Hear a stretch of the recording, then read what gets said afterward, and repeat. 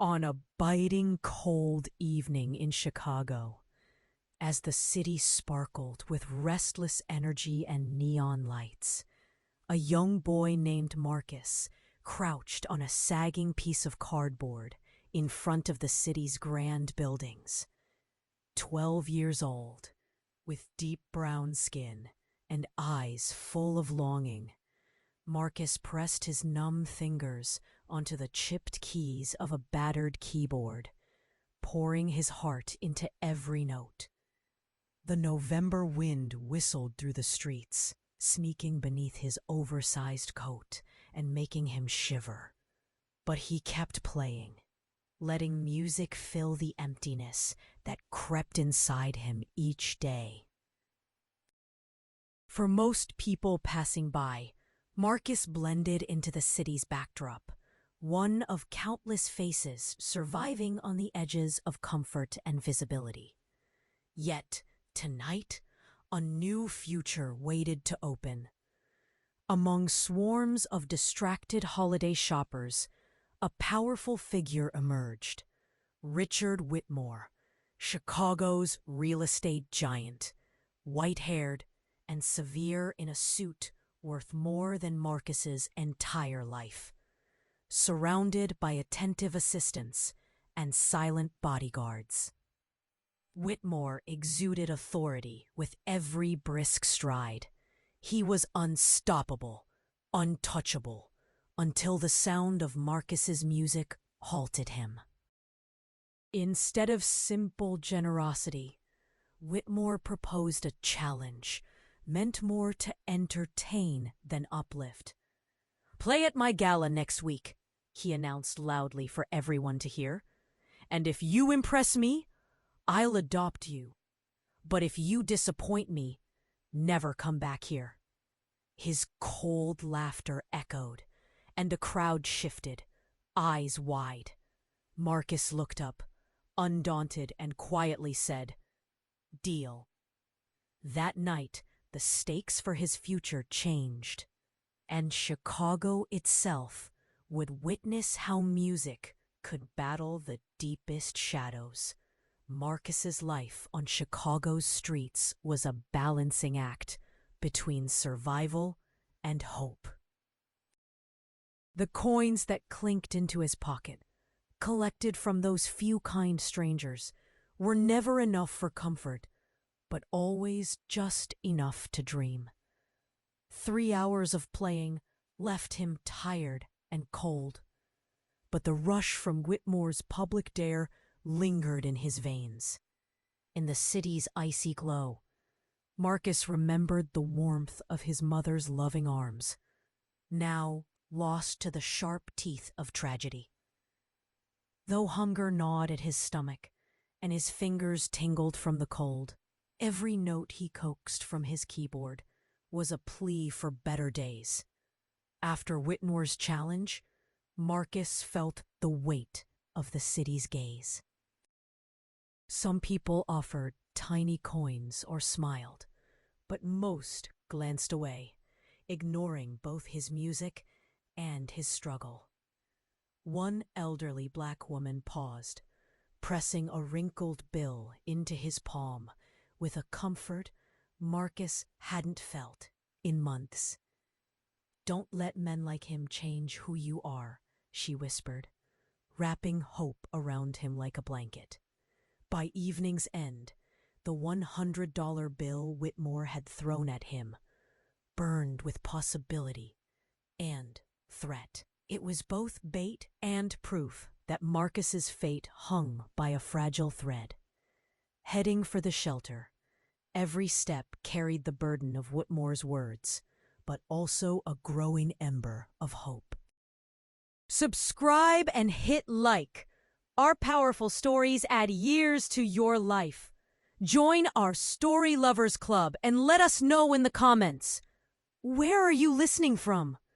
St. Mary's Homeless Shelter was a refuge, crowded yet always overloaded with people seeking warmth and care.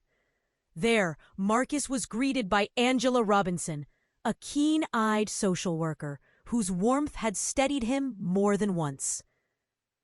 As he slipped inside the building's chaotic glow, the scent of soup drifting through the halls, Angela took him aside, away from the noisy children and tired parents.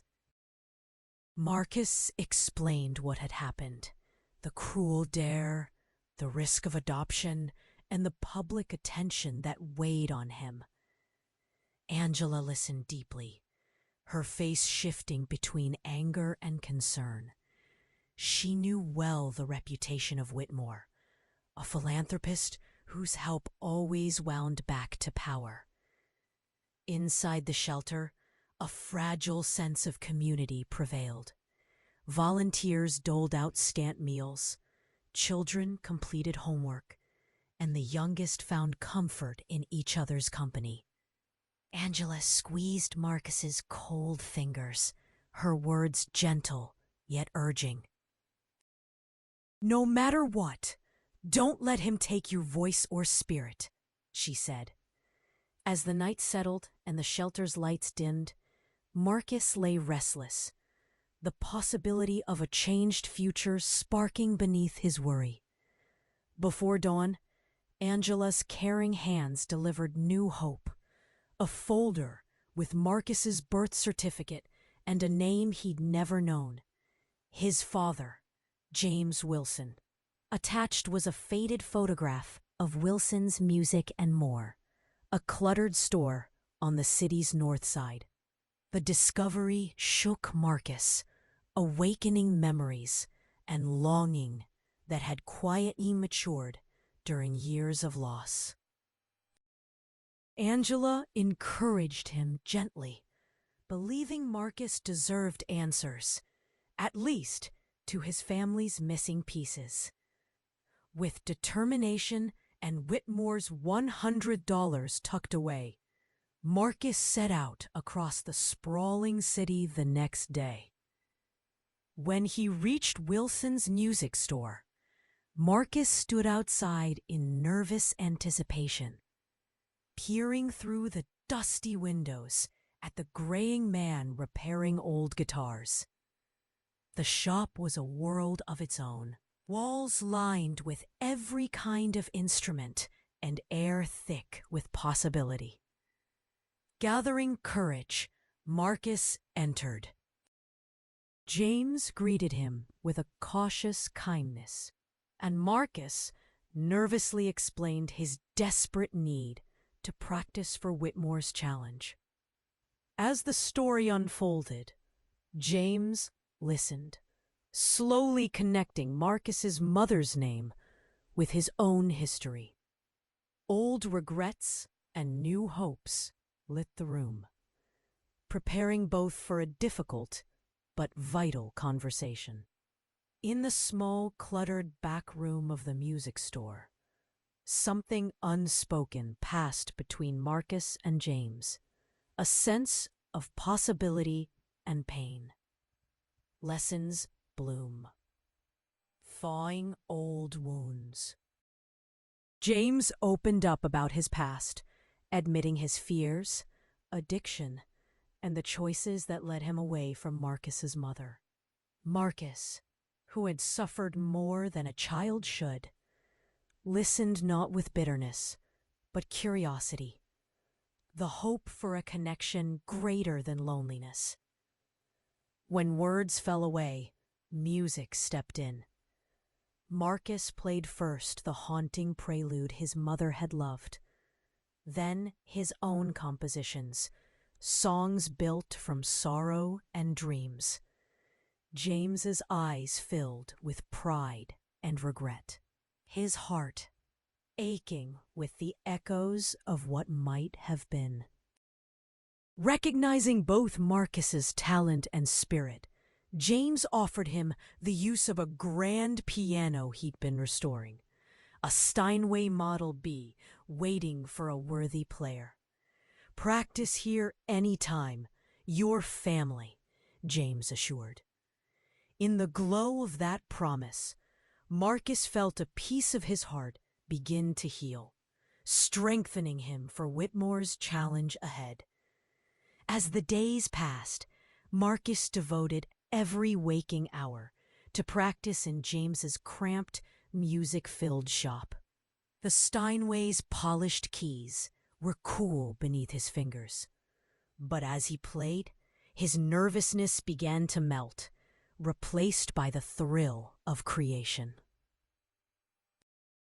James watched from the doorway, sometimes offering advice and sometimes simply listening, letting their shared music speak the truths words could not. Marcus's hands soared over the keys, pushing himself beyond the limits of exhaustion, driven by a fierce determination. The gala was approaching fast, and with each day, Whitmore's challenge hung heavier in the air, promising both danger and transformation. Yet for Marcus, the journey was more than just about winning approval or escaping poverty. It was a battle against anonymity, a fight to prove his worth, to be seen as more than a spectacle or a pawn. At night, Marcus returned to St. Mary's, sharing quiet moments with Angela and the shelter kids, who cheered his progress and offered encouragement in whispered tones. In these stolen, warm pockets of community, Marcus found new courage, the sense that his music could carry not only his own dreams, but those of everyone living on the city's margins. The city itself seemed to sense Marcus's awakening. On the eve of the gala, icy rain battered the streets, urging everyone inside. But Marcus pressed on, refusing to be cowed by weather or fate. Angela noticed the exhaustion in his eyes, but saw also steel. He was changed, no longer simply reacting to the world, but shaping it with every choice. She slipped a warm blanket around his shoulders and reminded him, no matter what happens, you belong to yourself first. Nothing that man says can take away your dignity. James shared his own story as they worked late into the night, how music had redeemed him, how he'd lost years to regret and fought back inch by inch. Marcus listened, understanding that grown-ups could suffer, make mistakes, and still find paths to hope. For both men, their wounds became fuel for creativity. In the quiet, lamplit room, their fingers met on the piano, improvising a duet that seemed to stitch heartache into possibility. The coming performance was more than a contest. It was a chance to show that love, resilience, and truth could rise from the hardest places. Finally, the night of the Whitmore Gala arrived, draping the city in velvet and gold. Marcus, dressed in borrowed clothes a little too large, stared up at Whitmore Tower's dazzling lights. Angela, James, and some shelter kids had come in support, gathering outside the building, praying that tonight would be a turning point. Marcus was led through tall glass doors, past waiters with silver trays and a crowd of wealthy guests, many of whom regarded him with curiosity or skepticism. It was intimidating. Each person in the crowd seemed to weigh his worth, remembering Whitmore's cruel dare. Whitmore greeted Marcus with sharp formality, giving no hint of kindness, and announced him to the audience as tonight's entertainment and experiment. The piano gleamed on stage, spotlighted and daunting. The crowd murmured, some expecting failure, others unsure. Marcus's heart thudded in his chest as he took his seat. In the hush before the first note, he remembered Angela's words, James's lessons, and reached for strength deeper than fear. Marcus placed his fingers on the Steinway's keys and closed his eyes, letting the city's struggles, his mother's memory, and his own longing flow through him. He began with the prelude she loved, gentle and haunting, a melody that made the room lean in, even those who expected nothing. Then he bridged into his own song, bold and urgent. A piece that fused classical tradition with the rhythms of Chicago's streets. The music grew fierce, navigating sorrow, resilience, and hope with every crescendo. As Marcus played, the atmosphere shifted. Guests whispered, some visibly moved, others taken aback by the raw emotions surging from the young boy's hands.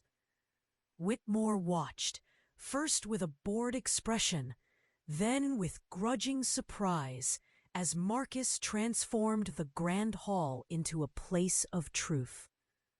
For a moment, the city's divide between privilege and poverty seemed to break. Music united the crowd in awe. Tears flowed silently among some guests. Angela squeezed James's hand, and Marcus felt the room's breath match his own. The final note rang out, shimmering in the air, and the hall erupted in applause, first hesitant, then overwhelmingly sincere. Marcus stood, trembling but proud, searching Whitmore's face for a sign. The magnate approached, no longer sneering, but clearly unsettled by what he'd witnessed. "You have talent," Whitmore admitted, "more than I expected. Perhaps you do deserve a chance." The offer to adopt Marcus was made not with arrogance this time, but with the recognition of his humanity. Marcus, however, thought of Angela, the children at St. Mary's, and the father he'd just begun to know. He realized his journey was about finding family, not fame or approval from men like Whitmore. Gathering his courage, Marcus replied, "Thank you, but I don't need saving.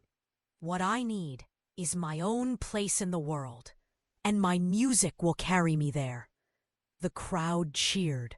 Angela cried proud tears, and James embraced his son. For Marcus, the city was changed by song, by truth, by love found against all odds. As the guests filtered out of the grand hall, Marcus lingered beside the magnificent piano, his heart still pounding from the storm he had unleashed. The velvet curtains shimmered in the ambient light, and the sounds of a transformed audience echoed like distant thunder in his mind. Angela rushed toward him, her expression a mix of pride and tears. She wrapped Marcus in a firm embrace, whispering, "You did it, sweetheart. You gave them something real, something they can never forget." James joined them, his hands unsteady as he squeezed Marcus's shoulders, sharing a silent promise to never disappear again. Even some of the wealthiest guests approached Marcus, their masks of indifference replaced by awe or embarrassment, offering congratulations or simply quietly pressing cards with their names and numbers into his palm, hoping to be part of whatever brilliance came next. Among these strange new possibilities, uncertainty mingled with hope. Marcus could barely absorb that he had not only survived humiliation, but also moved and challenged the people who least expected it. Still in his borrowed suit, clutching the battered keyboard bag to his chest, Marcus stepped outside into the chill night, greeted by the city that still hummed with distant traffic and promise. He glanced up at the glittering tower, understanding that by refusing to let himself be defined by Whitmore's offer, he was finally free to define himself. The following days dawned gray and brittle, but inside Wilson's Music and More, the mood was radiant. Marcus returned to his father's shop and found James waiting for him with an open heart and a fresh pot of coffee. The old man's manner was softer, less hurried. "You showed them what really matters, son," James said, his voice breaking and repairing itself in the same breath. They worked together to tune a row of battered guitars, the ordinary ritual, both soothing and significant. James told Marcus of his life before regret took hold. Years of gigging in smoky jazz clubs, of loving and losing Denise, Marcus's mother, and of waiting far too long to find the courage to be a father. Marcus listened intently, sometimes angry about the lost years, sometimes grateful for the fragile time they had now gained. They shared stories as they polished instruments and repaired cracked drumheads, music floating through the cluttered storeroom until day blended quietly into night. James promised never to leave Marcus again, not for drink, not for fear, not even for his own shame. "You are my redemption, my proof that it's never too late," he said, pressing his forehead gently to Marcus's. In that moment, the family Marcus had searched for his entire life finally began to feel real. Meanwhile, St. Mary's Shelter erupted with celebration as the children gathered to hear the news. Word spread quickly. Marcus had played in the city's grandest hall and refused to become someone else's charity case. For those who had watched Marcus struggle, his victory was theirs as well.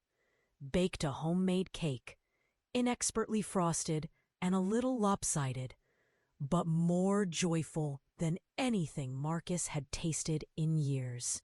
The younger kids took turns playing Marcus's battered keyboard, pretending it was a grand piano, their laughter rising in a chorus that filled the shelter with light. For once, Marcus allowed himself to feel pride. The other children crowded around him, peppering him with questions about the big night, about Whitmore, and about the sensation of commanding an audience with every note. Angela gave him a new notebook, urging him to compose something just for himself, to capture the journey he had endured with his music. "You were there for all of us, Marcus. Now let your music remember it all."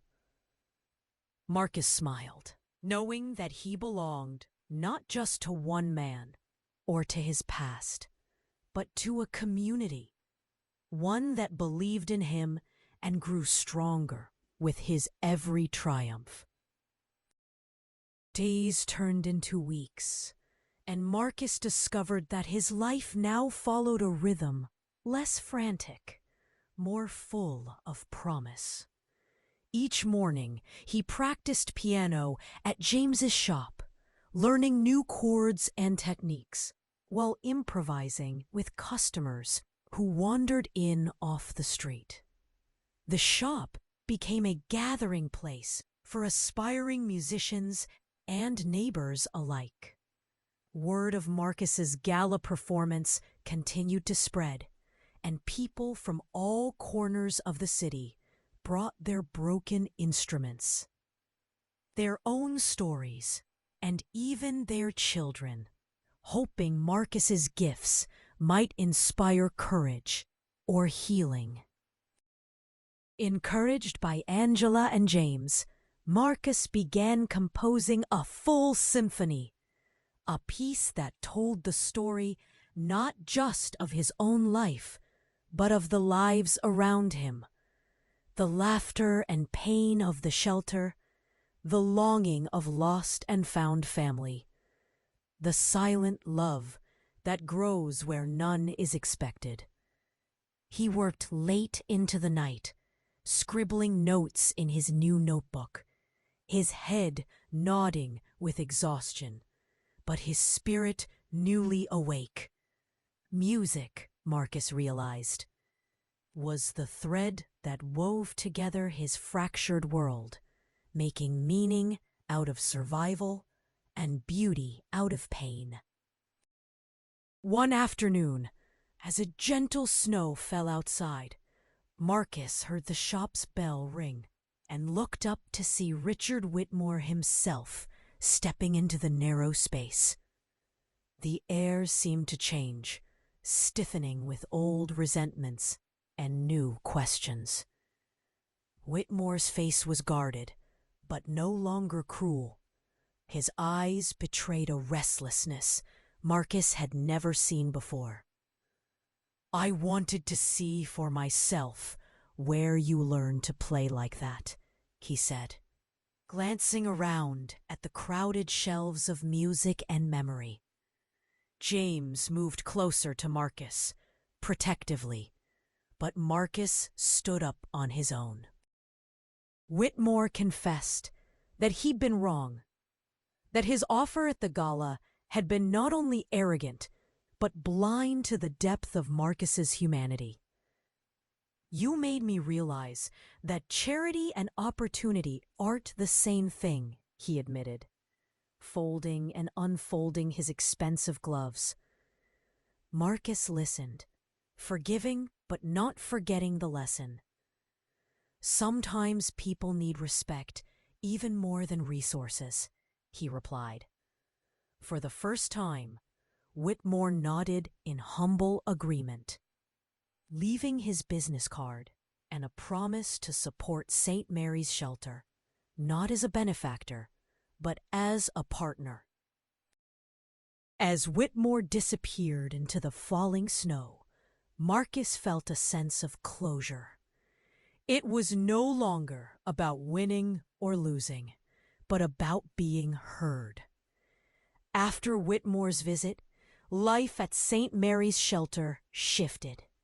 True to his word, Whitmore began quietly financing renovations for the shelter.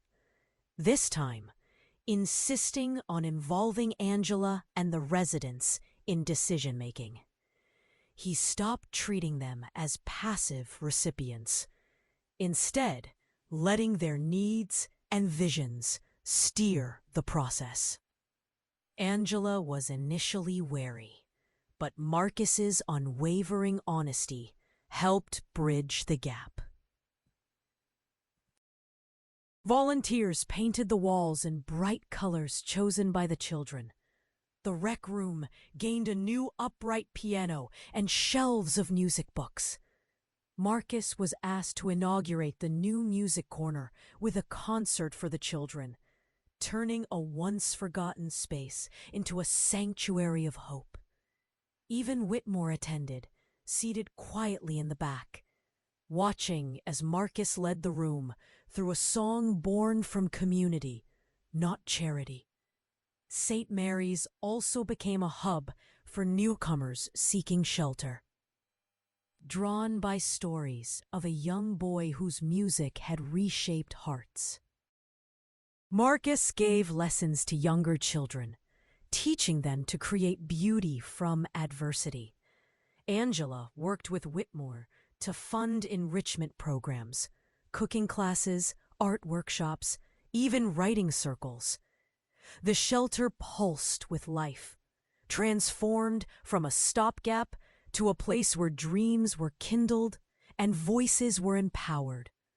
Marcus, once hunched and cold on city streets, now stood tall at the center, planting seeds of change with every melody.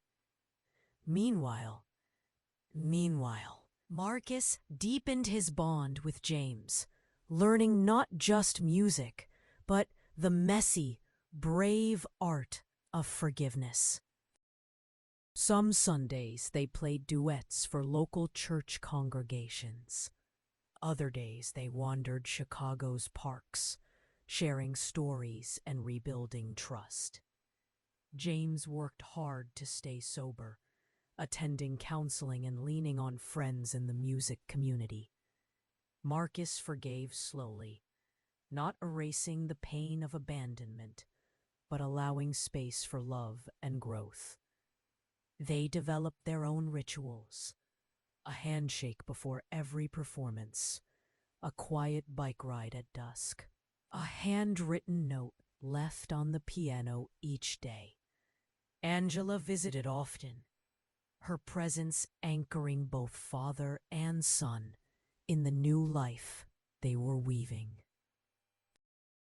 Marcus wrote pieces for her too, gentle ballads echoing gratitude, resilience, and guidance. Through these notes, Marcus stitched together a patchwork family, one forged not by biology alone, but by daily acts of kindness, hard conversations, and a willingness to stay when things got hard. They celebrated birthdays, holidays, and small triumphs together, each event marking time not lost, but reclaimed. As Marcus's story spread, new opportunities found him. Newspapers published articles about the boy who played for freedom. Community leaders invited him to perform at events promoting youth empowerment. Local schools requested workshops, and artists from around Chicago reached out to collaborate.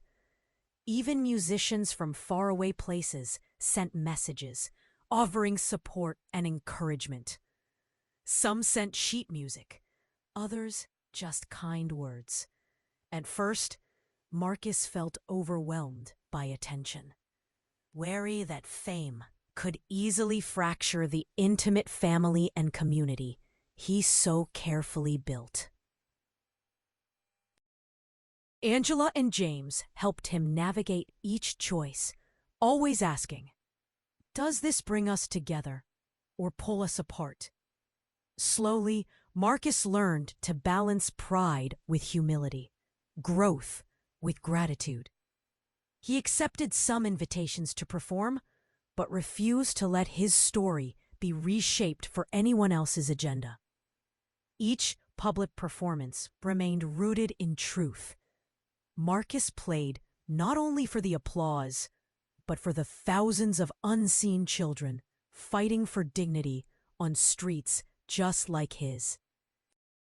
Months later, Marcus's symphony, stitched from the voices of St. Mary's, echoes of Chicago's streets, and the harmonies of reconciliation, was complete.